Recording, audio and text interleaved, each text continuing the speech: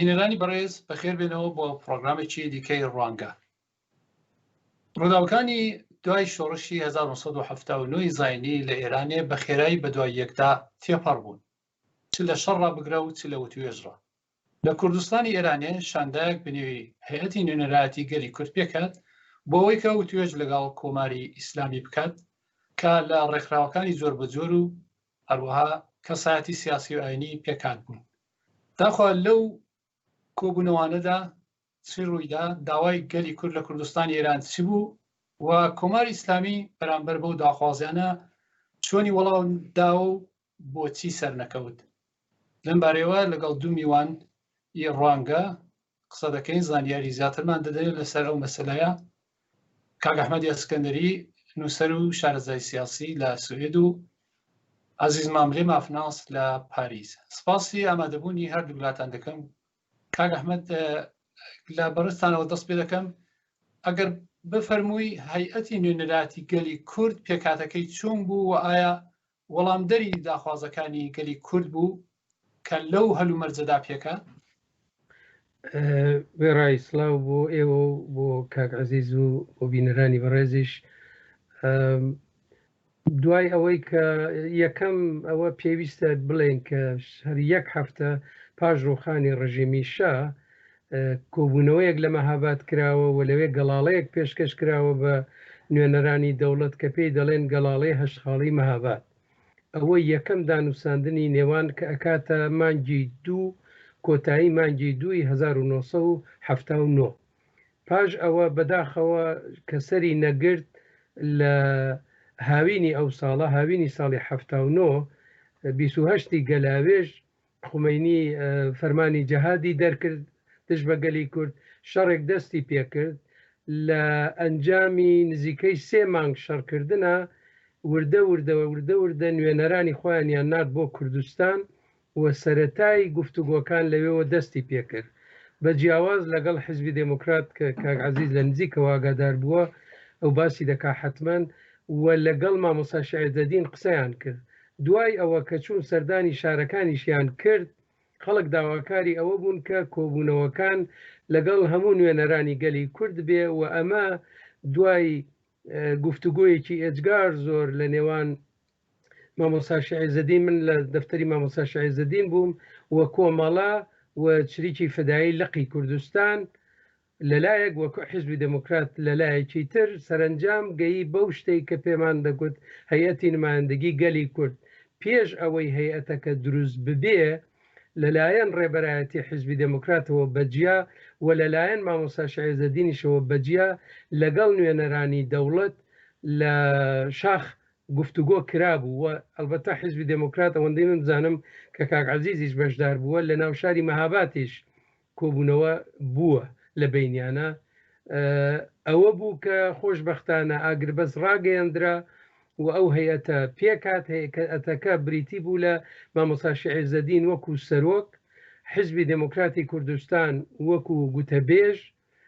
کۆمەڵە لەگەڵ چریکی فدایی وەکو ئەندام. ئەمانە دوای ڕاگەاندنی ئاگربەس ڕۆژی 20 سەرماوەزی هەر ئەو ساڵە کە ئەکاتە وابزانم ئەکاتە 30 مانگی 11 1979 لە مەهاباد یەکەم کۆبوونەوە و تاقە کۆبوونەوە کرا، کۆبوونەوەی هەیەتی نوێنەرایەتی گەلی کورد لەگەڵ نوێنەرانی حکوومەت نزیکەی 40 دقە 45 دقە زیاتر نەبوو. دوای ئەوەی تر کە تێک چوو پشوێکیاندا بۆ ئەوە کە دوایە کۆ ببنەوە، ئیتر دوایەوە قەت کۆ نەبوونەوە. کاک عەزیز لەو وێنەی کە خۆتان بۆ ئێمەتان ناردووە تۆشی تێدای لەو کۆبوونەوەی کە وتوێژ دەکەن لەگەڵ نوێنەرانی کۆماری ئیسلامی، ئایا ئەمە یەکەم کۆبوونەوەی ئیشانداکەیە کە کاک ئەحمەد ئاماژەی پێدەکات یا پێشویش لەگەڵ کۆماری ئیسلامی کۆبوونەوە؟ پێشتر ئەو هەیئەتە هاتبوو بۆ مەهاباد، ئێمەش نەک بۆ چاوپێکوتن لەگەڵەوانە بەڵام بۆ ماموریەتێک لەلایەن کۆمیتەی ناوەندی حیزبی دموکراتەوە هاتبووینەوە و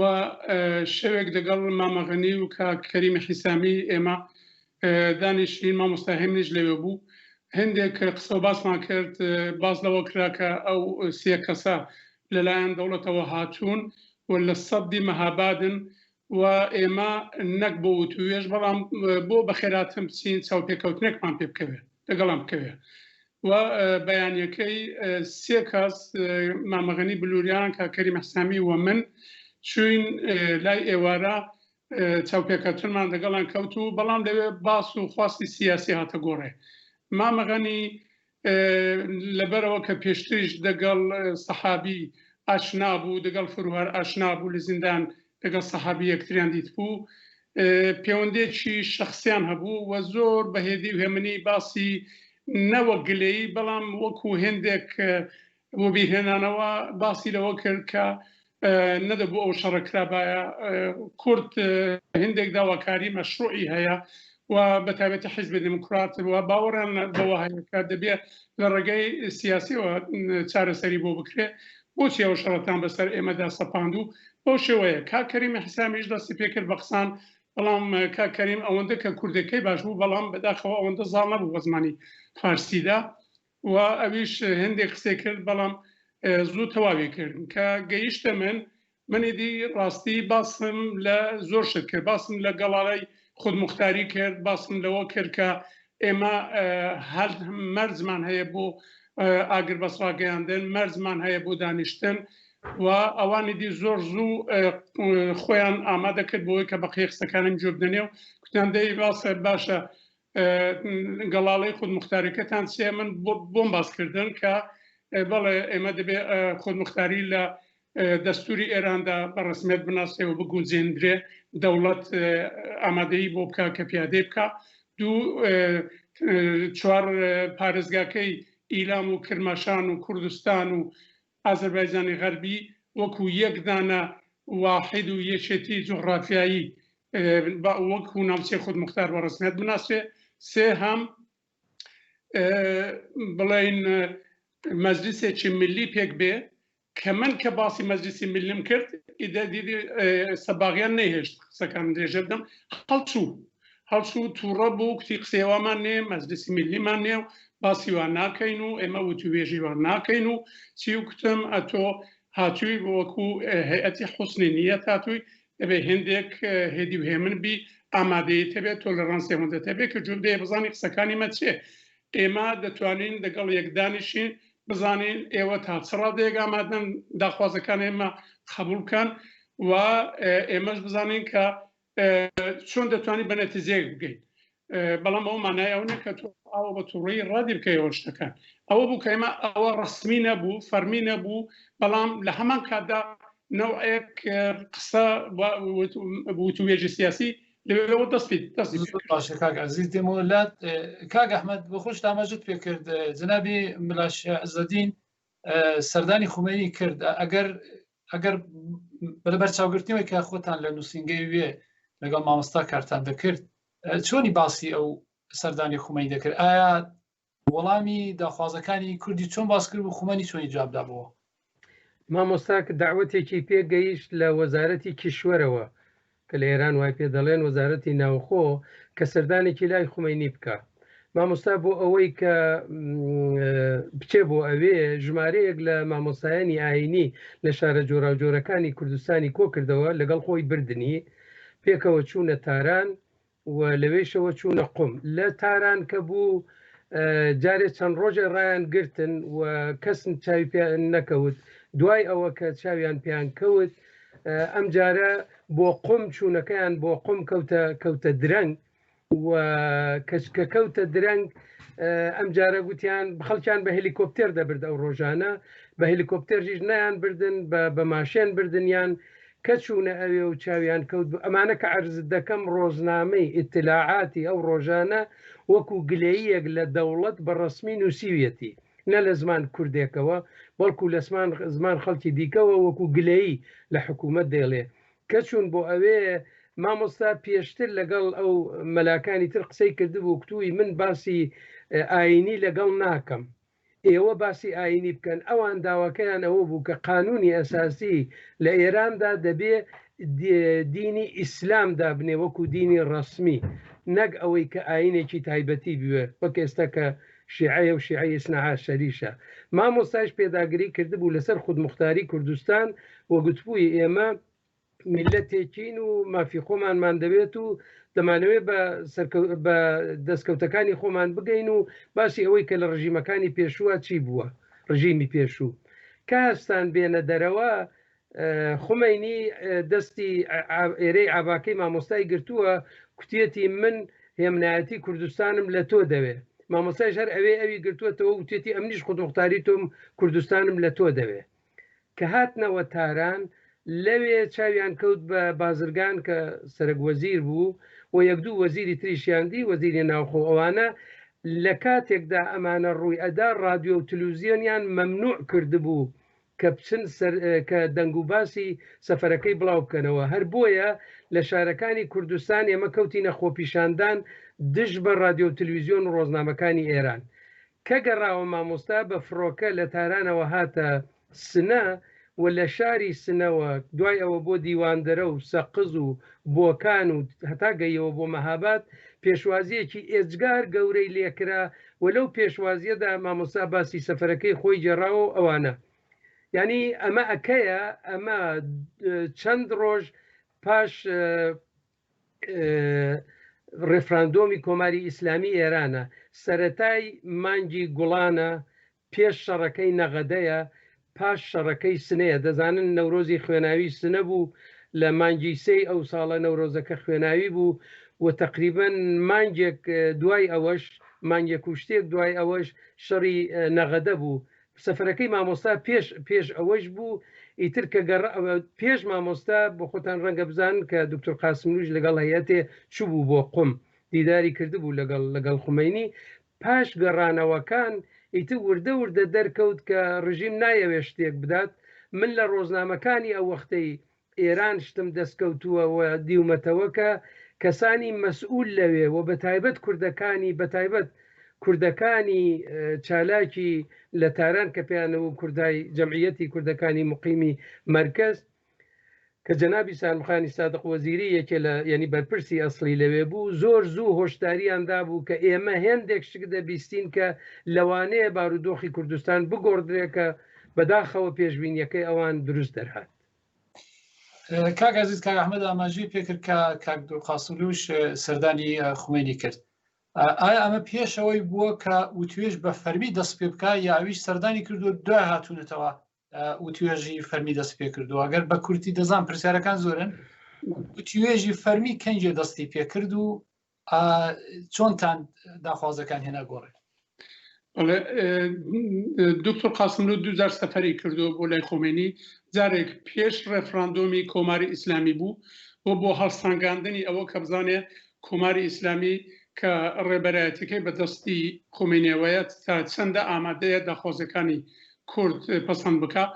و چوو لەوێ شتەکانی بۆ تۆزیهدا ئەو خۆی لێجێر کرد. گەڕاوە گوتی لەبەرەوە کە ئێمە داوامان کردو لە خۆمینی کە لەسەر خودموختاری هەڵوێست بگرێ بەڵام هەڵوێستی نەگرتووە بەشداری ڕێفراندۆم ناکەین. بەهار ئەوە یەک بوو. جاری دوم کە منیش لەگەڵی بووم لە پاش شەڕی نەغەدە بوو بۆ ڕوونکردنەوە و ئەوە کە دۆخی نەغەدە هۆکاری شەڕی نەغەدە لە چی بوو و پاژماوەکانی ساواک و حەسەنی نەخشی حەسەنی دەوری حەسەنی چەندە خراپ بوو. هەروەها ئەرتەش لە لەشکری 64 ورمێ کە بە یارمەتی تورکەکانی نەغەدەوە گەیشت قسەی زۆر ڕێکوپێکی بۆ کرد بە زمانی خومینی و داوای کە خەڵکی کوردستانی ئێستا چاوەڕێن کە ئەتۆ خودموختاری کوردستانی پەسەند بکەی و ڕای بگەینێ. ئێمە دەزانین کە شۆڕش ئێستا زۆری بەبەرەوە ماوە کە ئێستا لەبەر پەلاماری دەرەوە دەرەچی هەیە ئەمپریالیزم لێرە دانەنیشتۆ بێکار دانیشتۆ بێتەفاوت دانەنیشتۆ کەوا بوو ئێمە نامانەوێت هەر ئێستا پێدا بگرین لەسەرەوەی کە خاڵ بە خاڵی داخوازەکانی کورد خاڵ بە خاڵی خودموختاری بێتە ئەنجامدان بێتە پیادەکردن. بەڵام دەمانەوێت فقط لە زمانی خۆت خەڵکی کورد چاوەڕێ لە زمانی شخصی خۆمینی ببیسێ کە بزانێ ئێوە دەگەڵ خودموختاری موافقن. خۆمینی جوابەکەی ئەوە بوو کوتی بین ئیسلامدا جیاوازی نییە لە نێوان شیعە و سونی. ئەوەی کە ئینسان لە ئینسان جێ دەکاتەوە تەخوایە کەوا بوو ئەوەش بۆ بەڵام شتێکی بە تایبەتی کورد خۆمێنی دەوێدا کە سەرنجڕاکێش بوو وتی زۆر جوان دێن بۆ لای من سینجان دەکەنەوە دەڵێ ئێمامە تۆ دەستور فەرموو کە ئێمە بچین بۆ شەڕ خۆمان بەکوژ بدەین ئەوە هەڕەشەیە بوو لە ڕاستیدا کە ئاراستەی ئەو وەفتە بۆ ئەو شاندەی بوو کە چوو بوو بەلای خۆمێنی بە سەرۆکاتی دکتۆر قاسملوو و کەمە هاتیینە دەرێ باسمان لەوە کرد کە ئەو هەڕەشەشی لێک نەکرد قبولی نەکرد بەڵام هەڕەشەشی لێ کردی کەوا بوو ئەوە پێش شەڕ بوو پێش دەستپێکی شەڕی سێمانگە بوو بەڵام لە شەڕی پاش شەڕی سێمانگەدا هەروەکی کاک ئەحمەدیش بە دروستی باسی کرد وەختمەیە دێمەوە لات دەزانم بە پرسیارەکان زۆر کاک ئەحمەد دوای ئەوەی کە مامۆستا تەشریفیان هاتەوە دەدوایدا لە ڕاستیدا هەروەکو پرسیاری کرد لە کاک عەزیزم کرد وتوێژی فەرمیل لە مەهاباد لە کوردستان دەستی پێ کرد یان دوای ئەوەی کاتەوە مامۆستا چی ڕوویدا بۆ مەسەلەی وتوێژ ئەگەر مامۆستا هاتەوە ئەوە تا بڵێ وایە دکتۆر قاسمیش کە چوو وردە ئەم جارە ئەنواعی ئایەتوڵای نوێنەری خومەینی و ئەنواعی ئەم وەزیرانە داهاتن و دەچوون یعنی مەهاباد بەڕاستی بوو بە شوێنی کۆبوونەوەی مەسئولانی سیاسی کورد و مەسئولانی سیاسی مەسئولانی ڕژیم ئەم هاتوچوانە بەردەوام بوو هەتا شەڕەکە دوای شەڕەکە ئیتر هەیئەتەکان دوای ئەو کۆبوونەوە کە عەزیز باسی کرد کە لە سەدی مەهاباد بووە کۆبوونەوە لەگەڵ حیزبی دموکراتە کە بوو بەڵام دوو کۆبوونەوەی ڕسمی لەگەڵ مامۆستا شەعیزەدین کرا لە دەوروبەری سەردەشت لە گوند کرا لە شاخ یەکیان لە بێوران بوو یەکشان لە بن و خەڵەف بوو لە یەکێ لە کۆبوونەوەکاندا من خۆم بەشدار بووم لەوێ بووم کە ئەو هەیئەتا هاتبوون کە ئاغای فروهەر بوو سەباغیان بوو لەگەڵ سەحابی دووسێ ئەفسەری بڵین پایش هاتبوون و کەسێکیشیان دیار بوو لە وەک دەڵێن لە بەیتی خومەینیەوە کەسێکیان ناردبوو لەوێ بوو ئێمە گفتوگۆکانمان لەوێ کرد لەوێش پێشنیارەکانمان پێشکەش کرد بە نووسراوە مامۆستا لەوێژ ڕای گەیان تەنانەت ئەمە ڕەنگە بێموناسبەت نەبێ بیجەرمەوە باسی ئاگربەس کرا لەسەرەوە کێشەیەک دروست بوو ئێمە گوتمان ئێمە لە ماڵی خۆمان بووین ئێوە هاتوون و شەرتان دەست پێ کردووە خۆ ئێمە نەچوین بۆ هیچ کوێ تەقە بکەین کەوابێ ئاگربەز لەلایەن ئێوە ئەگە ئێوە ئاگربەز بکەن تەواو بوو شەڕەکە تەواوە بێ ئەوە یەکەم کۆبوونەوەیەکی ڕسمی بوو کە هەیئەتێک بوون هەیئەتەکەی مامۆستا ناردێ لای حیزبی دموکرات یەکێ لە بەرپرسانی دەفتەری مامۆستا چوو دکتۆر قاسملووی چاو پێکەوت پێش کۆبوونەوەکە چوون بۆ لای کۆمەڵە بۆ لای چریکی فدایش کۆبوونەوەکە جگە لە مامۆستا شەعیزەدین و من و چەند نەفەرێک لە دەفتەری مامۆستا نوێنەری یەکێ لە نوێنەرانی کۆمەڵەی لەوێ بوو نوێنەرێکی چریکی فدایشی لێبوو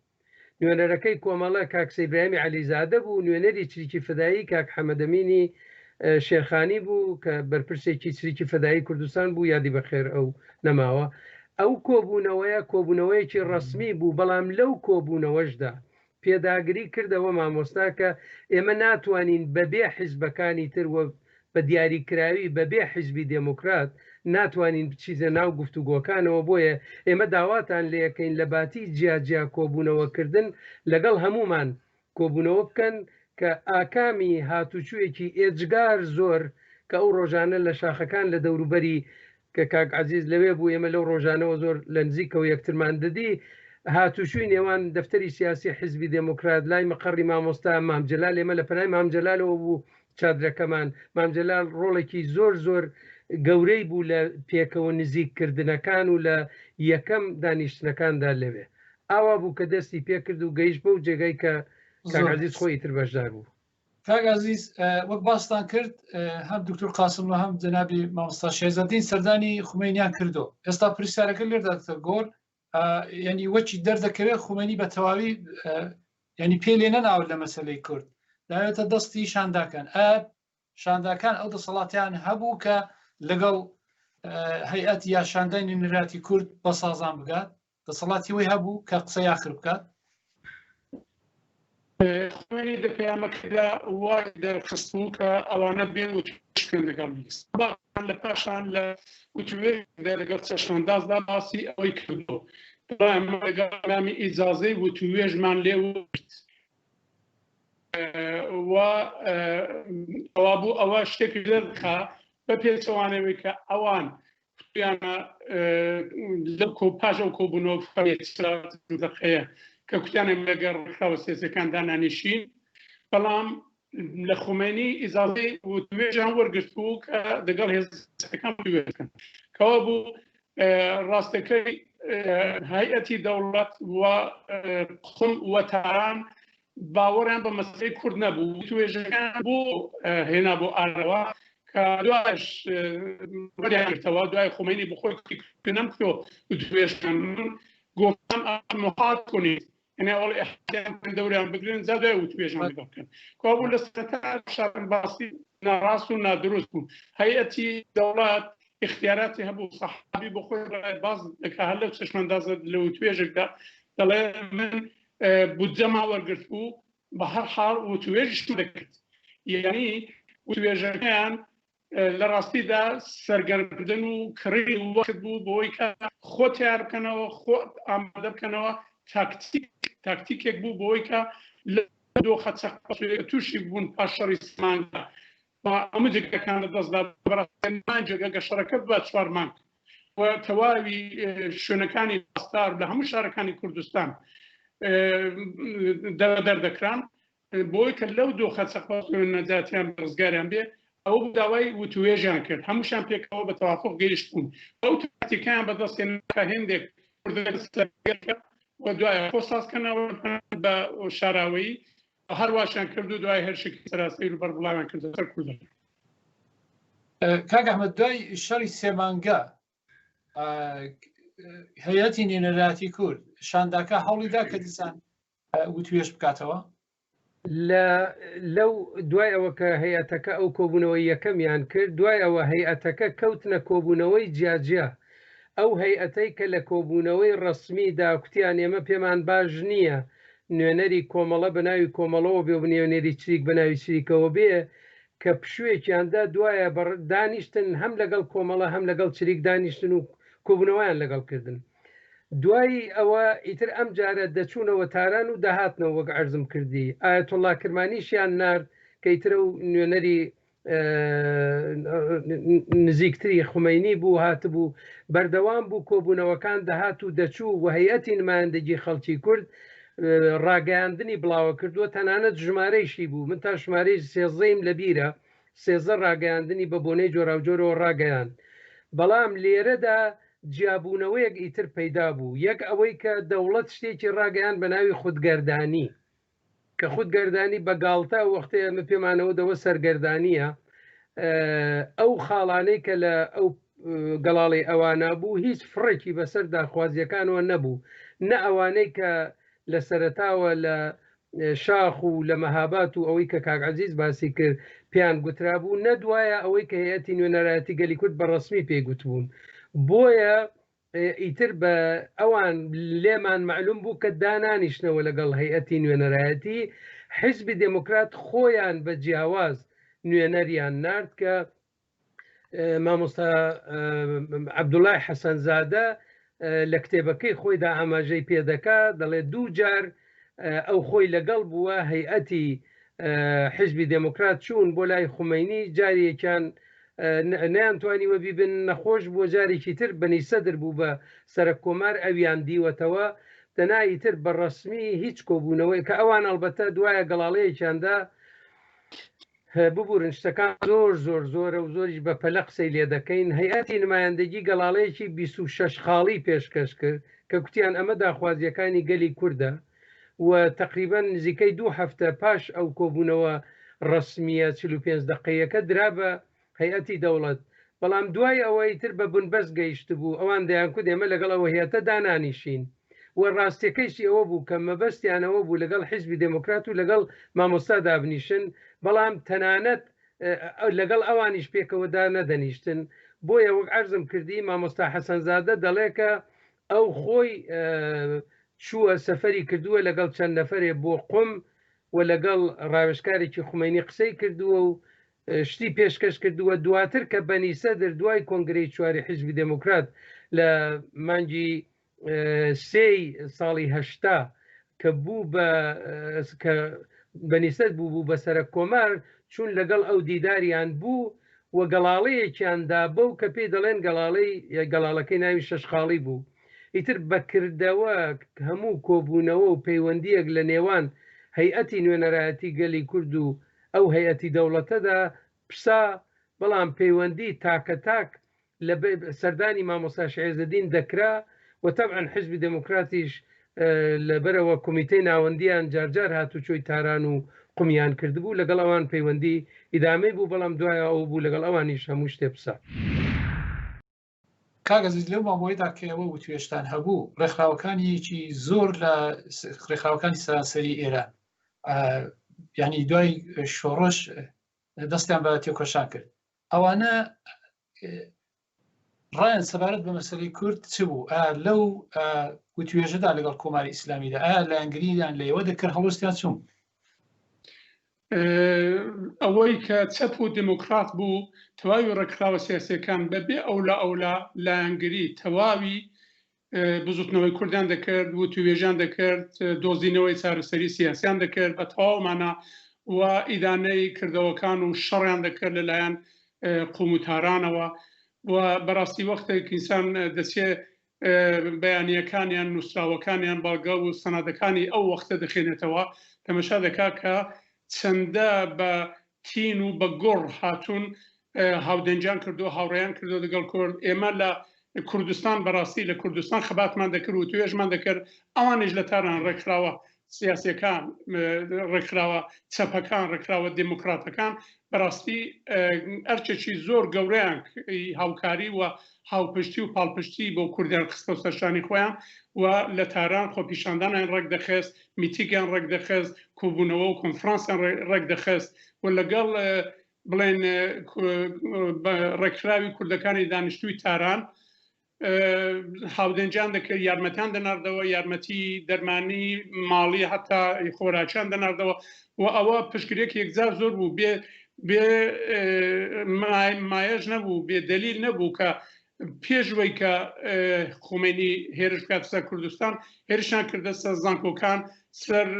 ئازادیەکانی ئێران بە تایبەتی لە شاری تاران و سەرکوتکەریەکان و شەڕەکان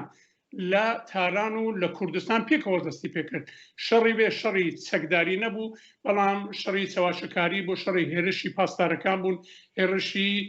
کۆمیتەکانی ئیمان بوو و ئەوە بوو کە وەزعەتێکی تایبەتی هێنابوو کە بوو بەهۆی دڵگەرمی و دڵخۆشی خەڵکی کورد لە کوردستان زۆر باشە کاک ئەحمەد ئەگەر